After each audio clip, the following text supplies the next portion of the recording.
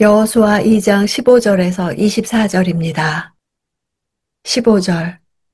그러자 라합은 창문으로 해서 그들을 밧줄에 달아내렸습니다.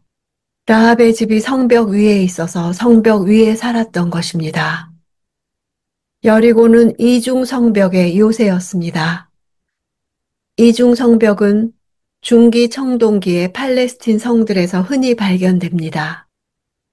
고고학적 발굴에 의하면 당시 여리고성의 바깥 벽의 두께는 약 1.8m 정도였고 높이는 9.2m 정도였으며 안쪽 벽과의 공간은 4.6m 정도 되었습니다. 이 두 벽 사이는 흙과 자갈에 의해 든든하게 채워진 간벽으로 나누어진 여러 개의 방이 있어 거기에 방어용 무기를 설치해 요새화했고 곡식을 저장하거나 사람이 거주할 수도 있었습니다.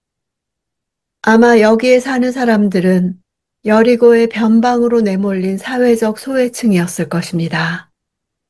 라합의 집은 안쪽 성벽이 아닌 바깥쪽 성벽 위에 위치해 있었기에 성벽으로 곧바로 줄을 달아 내릴 수 있었습니다. 집 지붕에서 3대를 말릴 수 있는 성의 가장 높은 자리에 있던 라합의 집의 위치는 정탐꾼들을 창문을 통해 성 밖으로 도주시키고 이스라엘이 여리고성을 함락시킬 때 창에 달아놓은 붉은 줄을 보기에 아주 좋은 위치였습니다. 16절. 그러고 나서 라합이 정탐꾼들에게 말했습니다. 산속으로 들어가서 추격자들과 마주치지 않게 하십시오.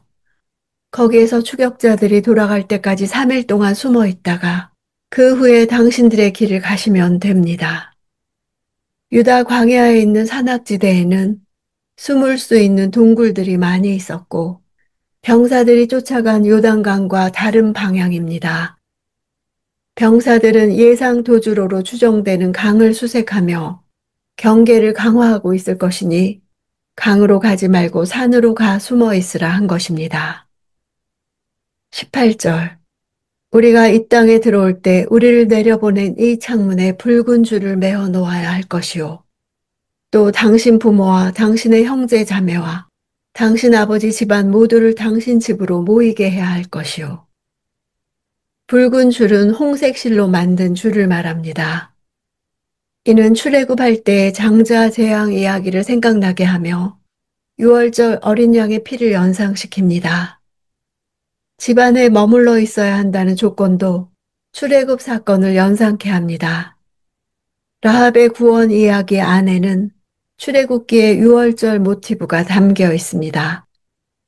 이것은 앞으로 진행될 요단강을 건널 사건을 준비하는 기능을 합니다. 19절. 만약 누구든 당신의 집 문을 나서 거리로 나가면 그의 피가 그 머리로 돌아갈 것이고 우리는 책임이 없겠지만 누구든 당신과 함께 집 안에 있는 사람에게 누군가 손을 대면 그 피가 우리 머리로 돌아올 것이요. 피가 머리로 돌아간다는 말은 어떤 죄에 대한 책임에 따른 징벌을 가리키는 관용구입니다. 그들이 정탐꾼들이 제시한 구원의 방식을 신뢰하면 구원을 받을 것입니다. 구원을 얻는 조건은 하나님께서 정해놓으신 구원의 유일한 길인 예수 그리스도의 피 흘리심을 통해서만 가능한 것과 같습니다. 라합과 맺은 맹세는 라합을 통해 하나님께서 큰 일을 이루실 근거가 됩니다. 실제 하나님께서는 라합의 후손으로 메시아를 이 땅에 보내셔서 구속사를 완성하게 하실 것이기 때문입니다. 라합은 유다 지파의 살몬과 결혼했는데 살몬은 정탐꾼 가운데 한 사람으로 추정됩니다. 살몬과 라합은 보아스를 낳고 그 혈통에서 다윗 왕이 출생해 그 후손으로 메시아가 오시게 된 것입니다. 21절. 라합이 대답했습니다. 좋습니다. 당신들의 말대로 하겠습니다.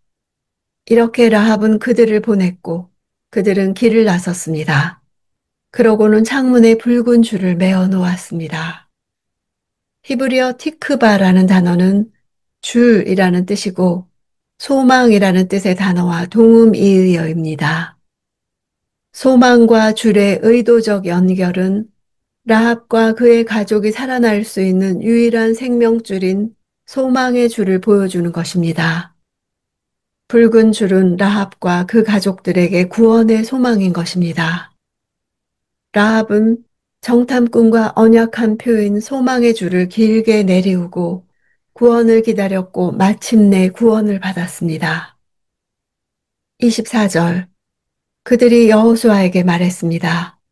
여호와께서 진실로 이 온 땅을 우리에게 주셨습니다. 모든 백성들이 우리 때문에 두려워서 간담이 서늘해져 있습니다. 정탐꾼들이 여호수아에게 보고할 때 그들은 라합이 한 말을 그대로 옮기고 있습니다. 그들은 스스로 정탐하는 데는 실패했지만 라합을 통해 여리고의 상황을 알게 된 것입니다.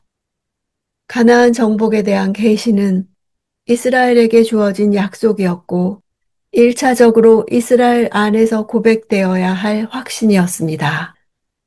그런데 이 계시와 고백이 이스라엘 밖에서부터와 듣게 된 것입니다.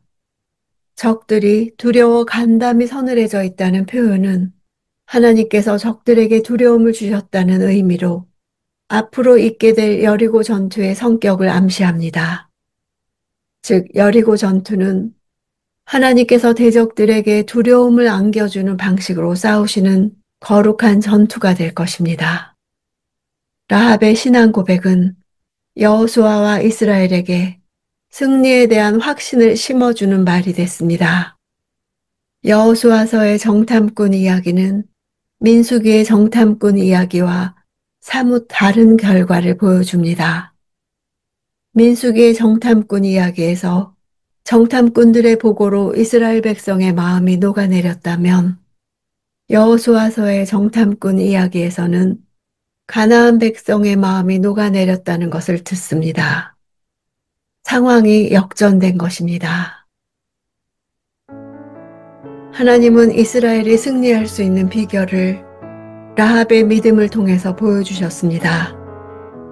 이스라엘에게 있어서 전쟁에서 승리케 하고 가나안 땅을 정복하는 능력은 그들 스스로에게 있는 것이 아니라 전적으로 하나님께로부터 나오는 것입니다. 라합처럼 믿으면 그의 가족이 구원받았듯이 이스라엘도 구원받을 것입니다. 믿음은 어떤 대가를 감수하고라도 세상을 거절하고 하나님을 향하여 충성하는 것입니다. 상황이 어떻게 보이든 하나님이 하신 언약에 대해 충성하는 믿음은 하나님께서 그 언약을 마침내 이루시는 것을 보게 될 것입니다.